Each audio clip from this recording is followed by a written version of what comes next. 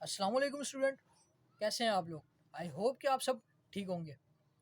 तो आज हमने जो पिछले लेक्चर है हमने उसमें 1.1 कंप्लीट डिस्कस करा था। क्या कहते हैं, हिस्ट्री ऑफ साइंस, फिज़िक्स की बारे में, इंट्रोडक्शन ऑफ फिज़िक्स, ये सब हमने डेफिनेशन वगैरह डिस्कस कर ली थी।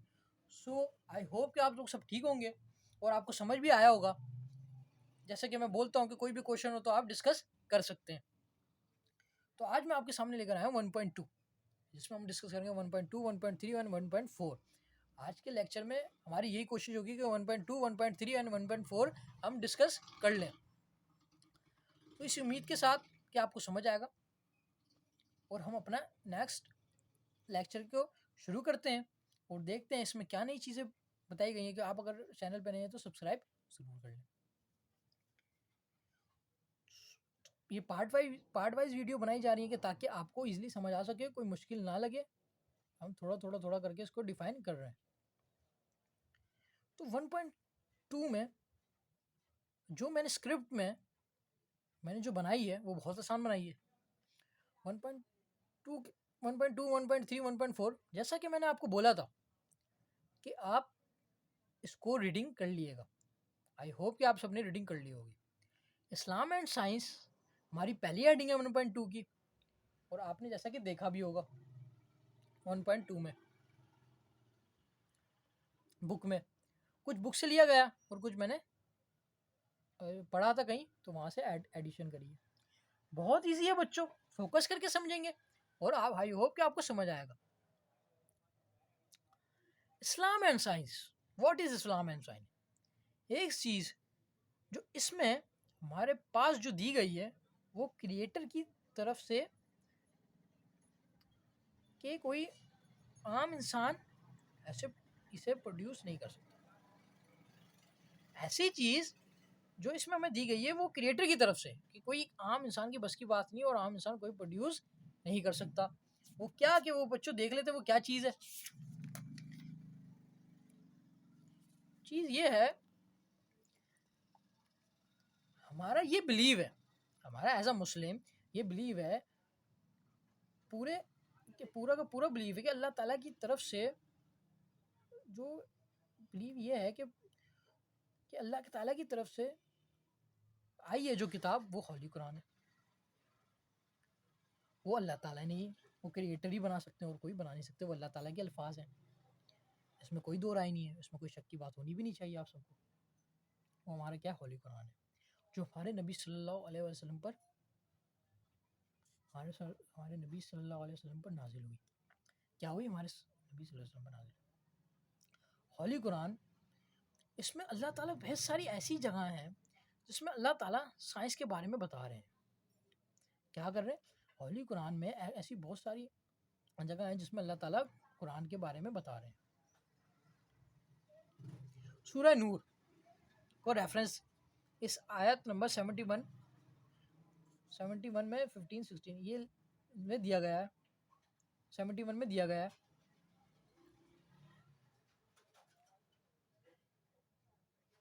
ये बात जहन में रखें, जहन में रखिएगा कि 1400 साल पहले उस वक्त साइंस इतनी डेवलप नहीं हुई थी। कि 1400 साल पहले साइंस इतनी डेवलप 1400 साल पहले साइंस इतनी डेवलप नहीं हुई थी। क्या नहीं हुआ था? 1400 साइंस पहले साइंस इतनी डेवलप नहीं हुई थी, इतनी ज़्यादा तरक्की नहीं हुई थी तो जो आज के दौर में आकर हो चुकी है। उस वक्त ऐसे कॉन्सेप्ट थे जो आज के दौर में आकर सब के सब गलत साबित हो गए। जैसे सन, जैसे हम सन को ले लें जिसका मास बहुत बड़ा है, कि अर्थ जो है वो यूनिवर्स का सेंटर में आकर मौजूद है। क्या कॉन्सेप्ट गलत साबित हो गया? और क्या कॉन्सेप्ट था उनका? पहले था कि अर्थ जो है वो यूनिवर्स के सेंटर में आकर मौजूद है। कि अर्थ जो है यूनिवर्स है, जो हमारा जो अर्थ है वो जो पूरी यूनिवर्स के सेंटर में आकर मौजूद है। लेकिन ऐसा बिल्कुल भी नहीं है। समझो वो सेंटर में ये समझो कि वो सेंटर में बाकी प्लैनेट इसके इर्द गिर्द आकर रिवॉल्व करते हैं। बात तो यही है, ऐसा बिल्कुल भी नहीं है कि वो सेंटर में बाकी प्लैनेट के आगे इर्द गिर्द रिवॉल्व करते हैं। हमारी ये था कॉन्सेप्ट।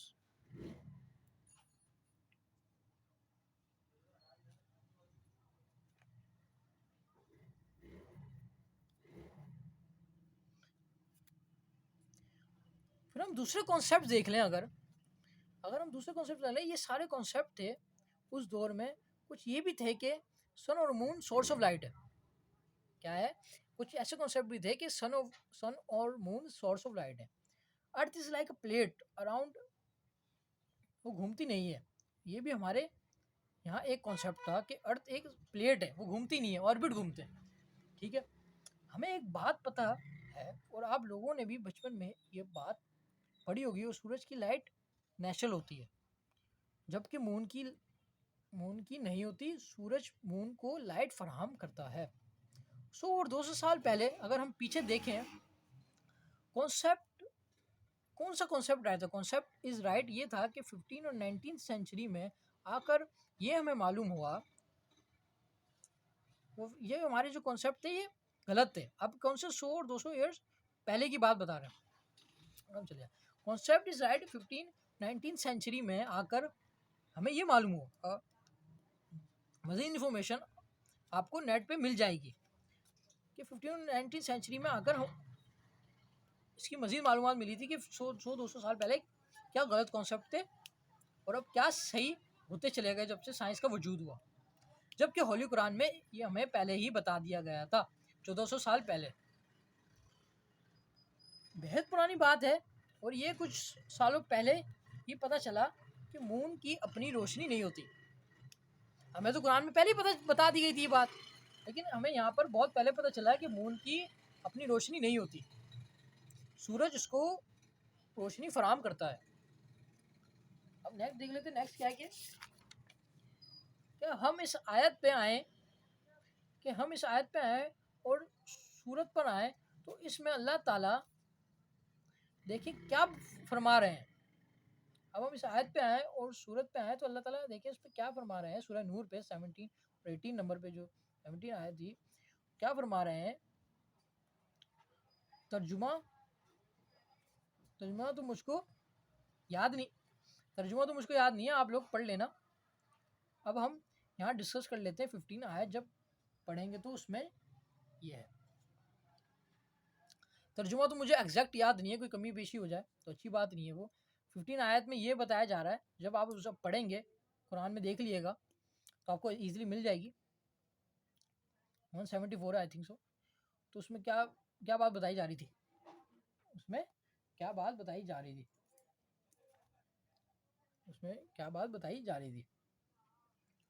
वो डिस्कस कर लेते हैं हम, थोड़ा सा नो आउट ले लेते हैं। तर्जुमा नहीं तो मैं थोड़े से उसको डिस्क्राइब कर रहा हूँ।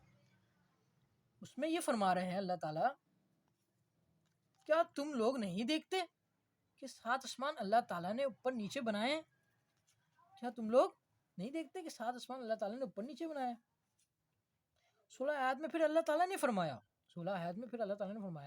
कि फिर आसमान के अंदर हमने चांद को नूर और सूरज को चिराग बनाकर पैदा किया।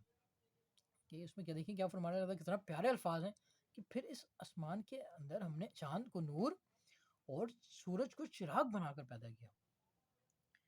तो ये हमारे पास जो क्या है, हमारे पास सारा है इस्लाम और साइंस के बारे में हमने डिस्कस कर लिया। हमने किसके बारे में डिस्कस किया? इस्लाम एंड साइंस, जिसमें होली कुरान आयतों के बारे में ये बेसिक इन्फॉर्मेशन थी जो आपके सामने डिस्कस कर ली। अब हम एक बेहद मज़ेदार थ्योरी के बारे में बात करने जा रहे हैं, जिसका लिंक इस्लाम एंड साइंस से जाके मिलता है। वो थ्योरी क्या है? Big bang theory. 90s में थ्योरी, ये 90s की बात हो रही है। 90s की थ्योरी में पास हुआ, बिग बैंग थ्योरी 90s के सेंचुरी में पास हुई। उनका कहना ये था कि जितना भी यूनिवर्स है ये सब सिंगल डॉट में मिला हुआ है। इनका कहना क्या था कि जितना भी सिंगल डॉट है, जितना भी यूनिवर्स है, ये सिंगल डॉट में मिला हुआ है। क्या है, सिंगल डॉट में मिला हुआ था। यही उसका ये यानी कि उसके अंदर ये मतलब ये पूरा जो दुनिया है, ये पूरा ऑर्बिट है, पूरा यूनिवर्स है, ये इसके अंदर था। और फिर क्या हुआ कि इसकी डेंसिटी बेहद ज़्यादा थी। क्या हुआ कि इसकी डेंसिटी बेहद ज़्यादा थी। क्या हुआ कि इसकी डेंसिटी बेहद क्या हुआ कि इसकी डेंसिटी बेहद ज़्यादा थी और होने लगी। टेम्परेचर भी काफ़ी था। जब ये आहिस्ता आहिस्ता करके जब ये बढ़ने लगा ना, इसकी डेंसिटी और इसके ऑर्बिट्स, जब इसकी डेंसिटी और ऑर्बिट ये बढ़ने लगे, इसका मास और टेम्परेचर जब इसका बढ़ने लगा, जब ये बेहद ज़्यादा हो गई, तो फिर क्या हुआ? फिर इसके अंदर एक बिग बैंग हुआ, मतलब एक धमाका हुआ। धमाके के नतीजे में क्या हुआ कि स्लोली स्लोली ये दुनिया बनती चली गई। स्लोली स्लोली दुनिया बनती चली गई और शेप में आती रहेगी और आती रही है। अपनी जगह इस तरह रही। शॉर्ट के अंदर के मैं इस तरह बता देता हूँ, ये शॉर्ट के अंदर बता रहा हूँ, आप बाकी पढ़ लीजिएगा। बाकी आप पढ़ लीजिएगा कि 90s में किसी साइंटिस्ट ने ये थ्योरी पास की थी कि आप नेट पे देख सकते हैं ये बैकग्राउंड क्या है इसका, किस साइंटिस्ट ने बात करी थी, वो ब्रीफली आपको समझने के लिए मैं आपको थोड़ा बहुत ये समझा रहा हूँ। ये बिग बैंग थ्योरी का ये कॉन्सेप्ट था कि दुनिया कैसे वजूद में है फिजिक्स के जरिए। फिजिक्स में इसमें ये प्रिंसिपल, ये लॉ थ्योरी ये है कि इसके ज़रिए दुनिया वजूद में आई थी। ये सबसे बहुत इंटरेस्टिंग लग रहा होगा आपको सुनने में और बहुत मज़ा आया होगा, तो आप मुझे लग भी यही रहा है कि आप नेट पे जाके सर्च करेंगे। इस थ्योरी का नाम था बिग बैंग थ्योरी। बैटर और एनर्जी सिमिलैरिटी से आई, ये सिमिलैरिटी है, ये एक जैसी है, मैटर और प्लस एनर्जी। सभी लोगों ने और साइंटिस्ट ने एक्सेप्ट कर लिया इस थ्योरी को। ये थ्योरी सब साइंटिस्ट ने तकरीबन मान ली है, जितनी भी एक्सपेरिमेंटल ऑब्जर्वेशन कन्वर्सेशन हुई है, फिर जितनी भी इन्होंने अपनी कैलकुलेशन की है, उसके मुताबिक ये जो थ्योरी है ये सही जा रही है। ये तकरीबन सही सारे लोगों ने एक्सेप्ट कर ली और ये सही साबित हुई है, बिग बैंग थ्योरी। फिर उसके बाद हम देख लेते हैं बेस बन सकती है मैटर प्लस एनर्जी समझ से आई है। फिर सूरह अनाबिया में अल्लाह ताला क्या फरमा रहे हैं, 21 आयत नंबर, सूरह नंबर 30। 14 साल पहले चली, अब 14 साल पहले की बात कर लेते हैं। 14 साल पहले के दौर में हम रवाना हो जाते हैं। अब उस उस वक्त क्या सोच थी, उस वक्त क्या तरीका था, उस वक्त क्या साइंस थी, तो उसकी हम डिस्कस कर लेते हैं। तो अब उस जो हमारा दिमाग है, हम भी इसको इमेजिनेशन कर लेते हैं कि हम 14 साल पहले वाले दौर में चले गए।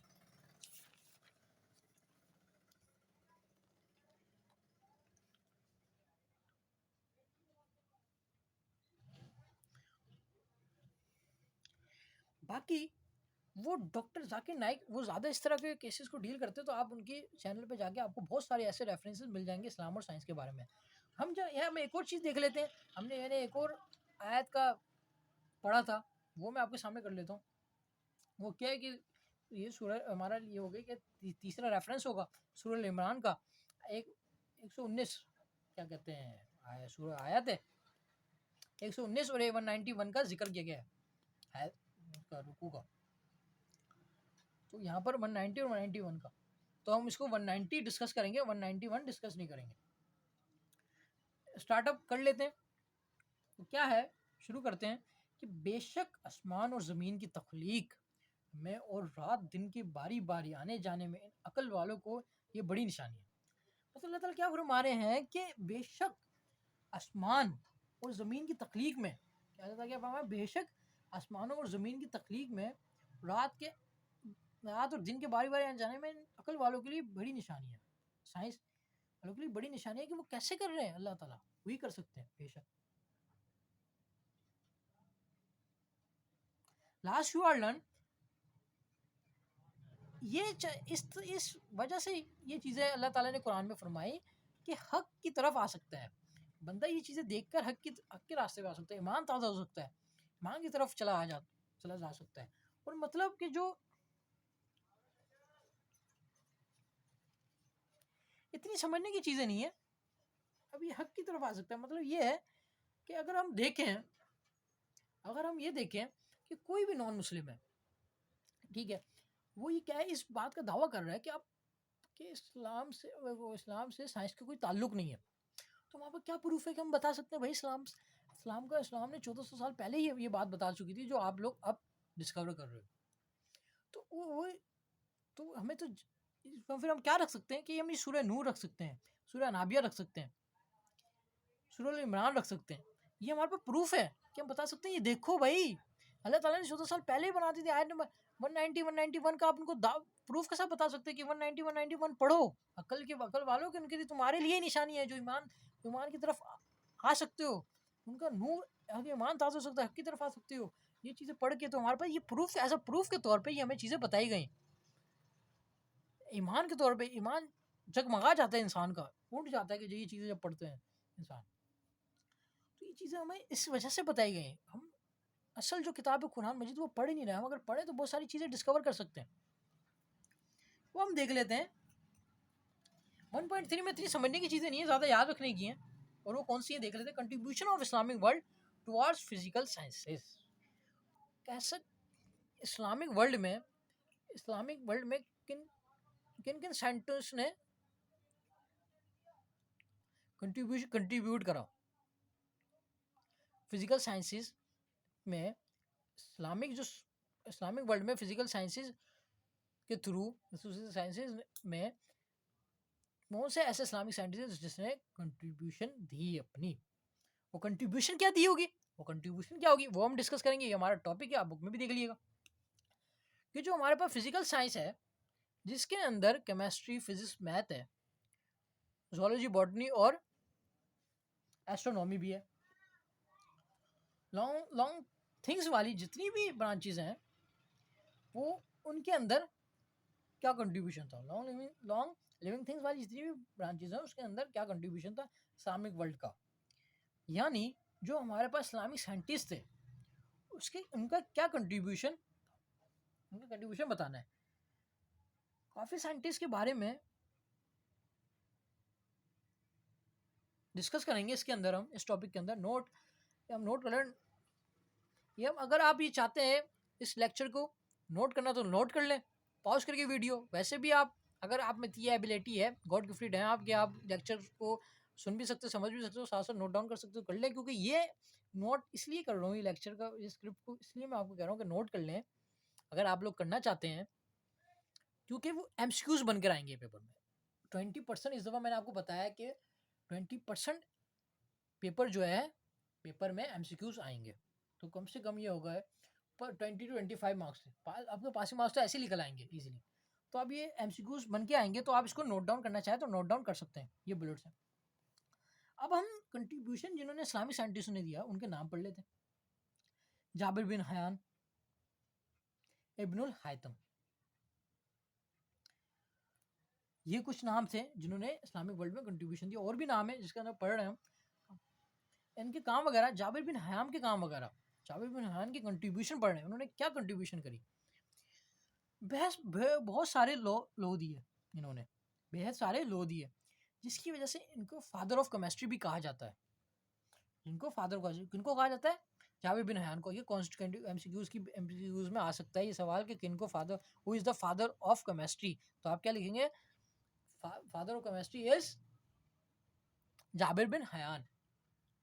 उन्होंने बहुत सारा खिदमत दी है केमिस्ट्री के लिए बहुत काम करा है इन्होंने। आपने केमिस्ट्री अगर प्री इंजीनियरिंग वाले अगर देख रहे वीडियो तो उनको पता होगा कि ये फादर ऑफ केमिस्ट्री क्या है, उन्होंने कितने कितने लो दिए, रदरफोर्ड वगैरह, ये वो बहुत सारे इन्होंने थ्योरी में पास करी है।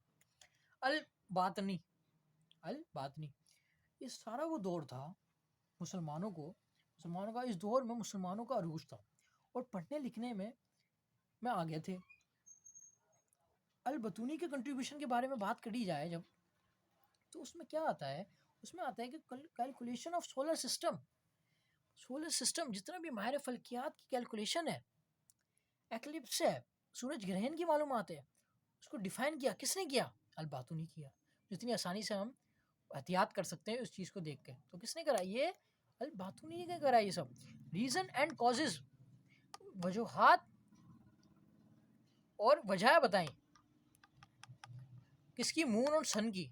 मून और सन को डिस्कवर किया कि सोर्स ऑफ लाइट क्या सन है, मून नहीं है। ये सारे डिस्कवर करते गए। ये वो दौर था मुसलमानों का अरूज का दौर था। कौन? अलबातूनी। फिर अगर बात की जाए इस्लामिक वर्ल्ड में जिन्होंने कंट्रीब्यूशन करा, उनका नाम लेना नाम मुमकिन सी बात है, अल खवरज़नी। अल खवरज़नी के कंट्रीब्यूशन की देख लेते हैं, उन्होंने क्या कंट्रीब्यूट करा। उन्होंने क्या कंट्रीब्यूट करा?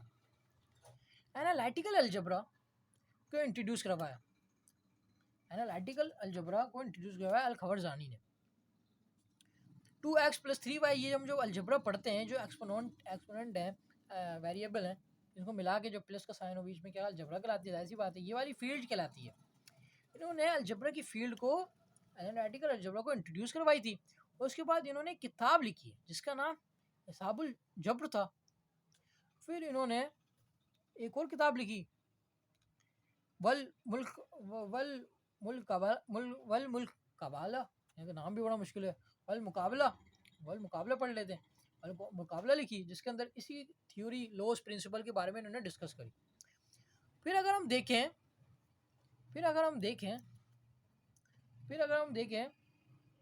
इन्होंने अलगोरिथम इंट्रोड्यूस कराया, लॉगरिथम इंट्रोड्यूस कराया। फिर अगर इनके बारे में अगर बात नहीं की जाए तो ये बात अधूरी रह जाएगी, फिजिक्स अधूरी है इनके बिना। इब्नुल हैतम, अगर हम इब्नुल हैतम की बात करें तो इनकी एक बुक थी। इनके क्या कंट्रीब्यूशन के बारे में, इनके बारे में होता है, इनकी एक बुक थी जिसका नाम था किताबुल मनाजिर। जिसका क्या नाम था? किताबुल मनाजिर। इन्होंने किस चीज़ के बारे में थ्योरी पास की? इन्होंने पिनहोल कैमरा के बारे में। ये अच्छा खासा जानते हैं, जाना होगा आप लोगों ने मैट्रिक में। और ये अच्छा खासा इन्होंने थ्योरी पास की जिसपे बड़ा इंकलाब आया था, एक दौर का फासला आ गया था पूरे।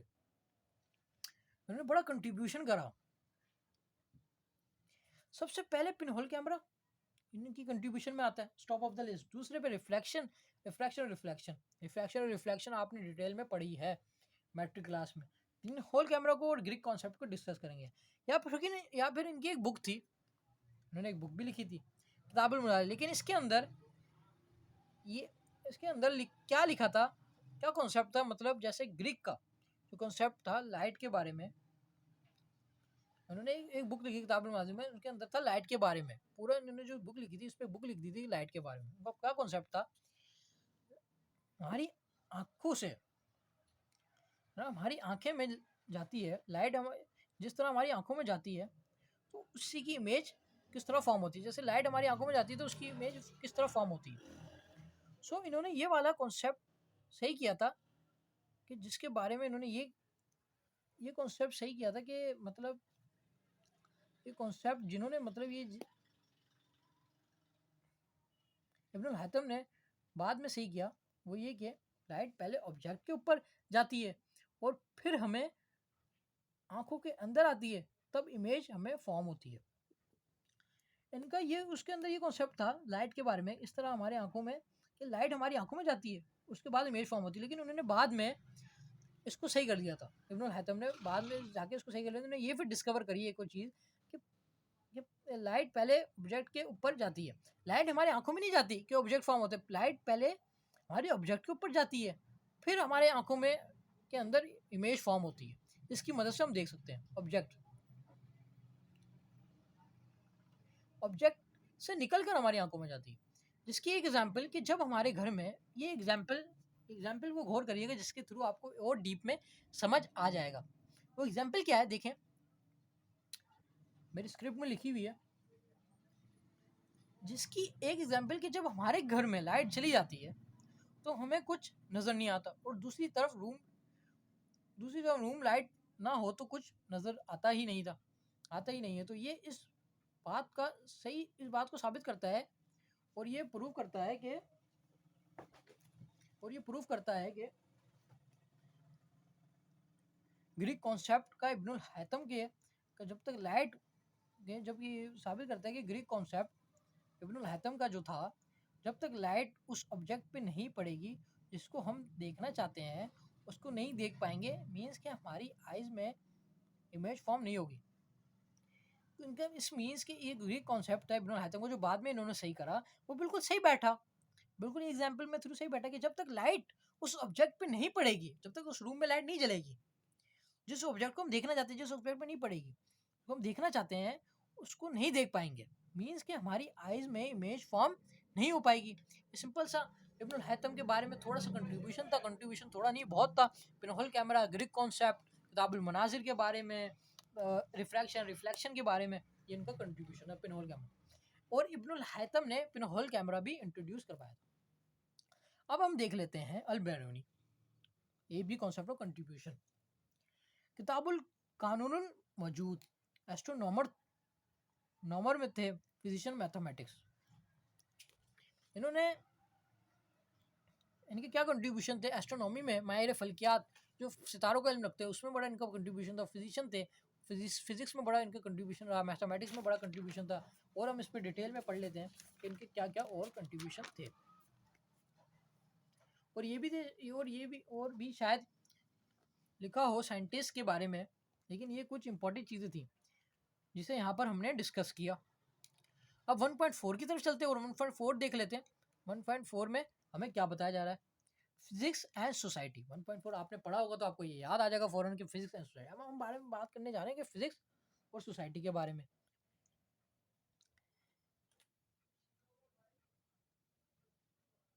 ये ऐसे वगैरह जैसे होते हैं ना, ऐसे वगैरह जैसे होते हैं, वैसे ये सिर्फ ना पढ़ने का है, आपको सही बात बताऊं मैं तो, ये समझने का चीज़ है, बहुत आगे चल के काम आएंगी, मैं आपको बता रहा हूँ। एक एक इस पे पूरा पैराग्राफ है बुक में, डिटेल में बयान हुआ है। आप लोगों ने पढ़ लिया,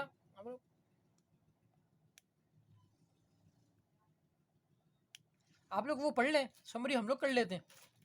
फिजिक्स से हमारी सोसाइटी में क्या, अब यहाँ से शुरू हो रहा है फिजिक्स एंड सोसाइटी। फिजिक्स से हमारी सोसाइटी में क्या आसान हुआ है। जैसे कि पुराने ज़माने के लोग, फ्यूचर में आने वाले लोगों और हमारे लाइफस्टाइल तो काफ़ी इम्पैक्ट पड़ रहा है इसकी वजह से। अच्छा, ये बात की जा रही है कि फिजिक्स से हमारी सोसाइटी में क्या असर हुआ। जैसे कि पुराने ज़माने के लोग का अलग रहन सहन था, फ्यूचर में आने वाले लोग जो थे उनका रहन स्टाइल, लाइफ स्टाइल हमारा अलग हो गया, काफ़ी इम्पैक्ट पड़ा है। जिसकी वजह से क्या हुआ, एमसीक्यूज़ की वजह से इम्पैक्ट पड़ा। पिछले ज़माने में लोगों का पूरा लाइफ स्टाइल अलग था, हमारा अब लाइफ स्टाइल चेंज हो गया, जिसकी वजह से सोसाइटी में बड़ा इम्पैक्ट पड़ा और साइंस में बड़ा इम्पैक्ट पड़ा। फिजिक्स की वजह से एक चीज़ बड़ी इंपॉर्टेंट है, एमसीक्यूज़ की वजह से एक चीज़ बड़ी इंपॉर्टेंट है कि हीट इंजन के बारे में नहीं पढ़ाना तो कुछ नहीं पढ़ा। एमसीक्यूज़ में ये पूछा जाता है हीट इंजन के हवाले से, जब भी हमें ये वाला टॉपिक डिस्कस कर रहे हैं एमसीक्यूज़ के हवाले से, एमसीक्यूज़ में बड़ा इंपॉर्टेंट टॉपिक है हीट इंजन, जब भी हम इसके बारे में डिस्कस कर रहे हैं। रेवोल्यूशन हुआ हीट इंजन का, बच्चों क्या हुआ, रेवोल्यूशन हुआ हीट इंजन का, व्हील वगैरह का बनना, रेवोल्यूशन है हीट इंजन का, व्हील वगैरह का बनना। हीट इंजन जॉर्ज स्टेफन ने बनाया था। बच्चों किसने बनाया हीट इंजन, जॉर्ज स्टेफन ने बनाया था, पहला जो इंजन बनाया था। जितनी भी गाड़ियां हमारे पास हैं और आने वाले वक्तों में आएंगी और चल रही हैं, वो सब हीट इंजन की वजह से चल रही हैं। वो अब ये इनको आइडिया, जॉर्ज स्टेफन को, ये दोनों दोस्त थे जिन्होंने मिलकर हीट इंजन बनाया था। अब सवाल ये उठता है कि उनको ये आइडिया कहाँ से आया हीट इंजन का। हीट इंजन का आइडिया है लिड ऑफ कैटल से, चाय की प्याली से। जिस तरह वो स्ट्रीम ले रही थी और बढ़ता जा रहा था, उसका जो कैप था ऊपर का, वो कपकपा रहा था और गिर रहा था, वो पानी निकल रहा था, तो इनसे उन्होंने आइडिया लिया, इंस्पायर हुए। तो ये हीट इंजन भी उन्होंने कहा यार जब ये चीज़ ऐसे हो रही है तो हम क्यों ना हीट इंजन भी बन सकता है। उन्होंने सोचा समझा, ऑब्जर्व की चीज़, तो फिर उन्होंने इस पर वर्क करना शुरू कर दिया। तो हीट इंजन भी फिर इंस्पायर हुए इस आइडिया से। और चीज़ें कि ये फिर उन्होंने कहा ये हीट इंजन भी बन सकते हो, हम क्यों नहीं बनाएंगे। तो फिर आखिरकार जॉर्ज स्टेफन ने हीट इंजन बना लिया। इस आइडिया को लेकर इंस्पायर हुए थे वो। तो ये हीट इंजन की बात यहाँ पर ख़त्म हुई। वो दूसरी चीज़ें देख लेते हैं और चीज़ें कि 1970 में इलेक्ट्रिसिटी का आना और इलेक्ट्रिक मोटर बनना। 1970 में इलेक्ट्रिसिटी का आना और इलेक्ट्रिक मोटर बनना, ये भी तो सोसाइटी में एक बहुत बड़ा रिवोल्यूशन है फिजिक्स के ज़रिए। इंडस्ट्री का आना और पूरे का पूरा लाइफ स्टाइल का चेंज कर जाना, ये भी तो रेवोल्यूशन है फिजिक्स का। किसका रेवोल्यूशन है? फिजिक्स का रेवोल्यूशन है, फिजिक्स एंड साइंस का। अब ऑल इलेक्ट्रॉनिक जो भी अप्लायंसेस हैं, किसका रेवोल्यूशन है? वो फिजिक्स का रेवोल्यूशन है।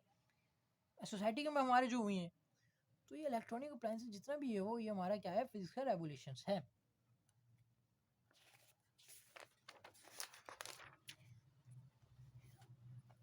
फिजिक्स की वजह से हम देख लेते किन किन चीज़ों में तरक्की हुई और चीज़ें आसान होती चली गई। मेडिकल फील्ड में माइक्रोस्कोप लेंसेज को कॉन्सेप्ट फिजिक्स के अंदर ही आते हैं, जिसकी मदद से माइक्रोस्कोप को इन्वेंट करते हैं। माइक्रोस्कोप मेडिकल के अंदर इसका बड़ा हाथ था, फिजिक्स का रेवोल्यूशन हुआ। माइक्रोस्कोप लेंसेज का कॉन्सेप्ट, माइक्रोस्कोप लेंसेज और माइक्रोस्कोप फिजिक्स के अंदर ही आती हैं सारी चीज़ें। माइक्रोस्कोप को इन्वेंट करते हैं ये माइक्रोस्कोप, और भी मिनी माइक्रोस्कोप, ये सारी चीज़ें और भी आती चली गई और आ रही हैं। फिजिक्स में यह हाथ, मेडिकल फील्ड में फिजिक्स का यह हाथ था। अब हम इलेक्ट्रॉन माइक्रोस्कोप बात कर लें, ये भी मेडिकल में यूज़ किया जाता है। और वो क्या कैसे यूज़ किया जाता है वो देखें, वो भी फिजिक्स के ज़रिए रेवोल्यूशन में आया और इसकी तरक्की हुई। आटम भी देख सकते हैं, और छोटे से छोटा आइटम इलेक्ट्रॉन माइक्रोस्कोप भी डेवलप हुआ, वो भी फिजिक्स के ज़रिए कि छोटे से छोटा आइटम, कैसा छोटे से छोटा आइटम भी हम फिजिक्स के ज़रिए देख सकते हैं। कैसा है कि छोटे से छोटा आइटम हम फिजिक्स के ज़रिए देख सकते हैं। लेज़र टेक्नोलॉजी का आना, ये भी फिजिक्स की रेवोल्यूशन है। फिजिक्स का जो ज़्यादातर मेडिकल वाले भी यूज़ करते हैं, फिजिक्स का एक वही चीज़ है। लेज़र टेक्नोलॉजी भी वही चीज़ है तकरीबन जिसको ज़्यादा मेडिकल वाले भी यूज़ करते हैं। इलेक्ट्रोसोनिक रेडिएशन, जिसकी मदद से आप अल्ट्रासाउंड वगैरह करते हो, ये सब फिजिक्स की ही ज़रिए से हमारे वजूद में है। जिस ये मेडिकल का शोबा है, लाइफ स्टाइल चेंज कर दिया जिसने, इस्तेमाल करते हैं, आसान हो गई ज़िंदगी। ये उसी के बारे में अल्ट्रासोनिक। ऑप्टिकल फाइबर है जिसके बनने से हमें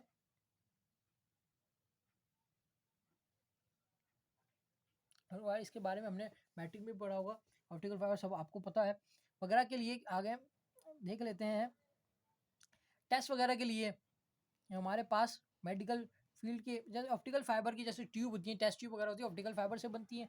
ये भी इसके लिए भी मेडिकल में रेवोल्यूशन दिया इसने, सारा मेडिकल में बहुत सारा हाथ दिया फिजिक्स ने। ठीक है, ऑप्टिकल फाइबर उसमें काम आता है, हमने मैट्रिक में भी पता है वगैरह। मेडिकल की फील्ड की चीज़ें हैं जो डिस्कवर फिजिक्स ने की। काफ़ी सारी मेडिकल की चीज़ें ऐसी हैं जो फिजिक्स ने डिस्कवर की। और इसके जो पाइप वगैरह होते हैं वो टेस्ट वगैरह में काम आते हैं, जब इसके पेपर एग्जाम हो रहे होते हैं मेडिकल के। हर एरा को फिजिक्स ने कवर किया, ये नहीं मेडिकल फील्ड, हर एरा को फिजिक्स ने कवर किया और रैशनलाइज किया है फिजिक्स ने। लाइफ अब हम देख लेते हैं लाइफ स्टैंडर्ड को। अब हम देख लेते हैं लाइफ स्टैंडर्ड से कहाँ पहुंचा दिया लाइफ का स्टैंडर्ड इसने, फिजिक्स ने हमें कहाँ से कहाँ पहुंचा दिया। और मजीद लग्जरी की तरफ जा रहे हैं और मजीद डेवलपमेंट की तरफ जा रहे हैं। फिजिक्स एंड टेक्नोलॉजी के अंदर हो रही है, फिजिक्स एंड टेक्नोलॉजी के अंदर बहुत सारी डेवलपमेंट हो रही है अभी भी और फिलहाल हो रही है। तो दोस्तों आई होप कि आपको ये समझ आया होगा। लेक्चर 2 में हम डिस्कस करेंगे 1.5, 1.6 एंड 1.7। अभी तक हमने जितने भी टॉपिक डिस्कस करे वो 1.2 था, 1.3 था, 1.4 था। 1.5, 1.6, 1.7 आप पढ़ के आएंगे तो ताकि आपको और समझ आ जाएगा। और बाकी जो समझ नहीं आएगा वो हम डिस्कस कर लेंगे। और आपको जो समझ नहीं आया वो आप कमेंट भी कर सकते हैं। नेक्स्ट वीडियो में हम ये हमारा यहीं तक हमारा लेक्चर 2 कंप्लीट हुआ जाता है। पार्ट 2 कंप्लीट हो गया हमारा। लेक्चर 3 हमारा नेक्स्ट वीडियो में लेक्चर 3 कवर करेंगे। 9, 10 में हम काफ़ी सारा 1.5, 1.6 हम थोड़ा थोड़ा इसको छेड़ेंगे, बेसिक पढ़ेंगे इसकी, क्योंकि हमने 9, 10 में पढ़ लिया ये चीज़ें। अब 1.7 जो डायमेंशन का वो बहुत इंपॉर्टेंट है, बहुत इंपॉर्टेंट है। ये पेपर्स के लिए भी बहुत इंपॉर्टेंट है और ये हमारे काम आएगा। और इस चैप्टर के अंदर डायमेंशन वाली जो टॉपिक था ये बड़ा इंपॉर्टेंट था, जिसके जो डायमेंशन से न्यूमेरिकल फार्मूलाज और इक्वेशन वगैरह सॉल्व होंगी, एनालिटिकल वगैरह सारी चीज़ें, एनालिसिस हम इससे करेंगे। तो ये टॉपिक बड़ा ज़रूरी है, मिस नहीं करिएगा। सो इसी अपनेपन के साथ, इस नोट के साथ कि आप लोग सब अपना बहुत ख्याल रखेंगे। अल्लाह हाफिज़।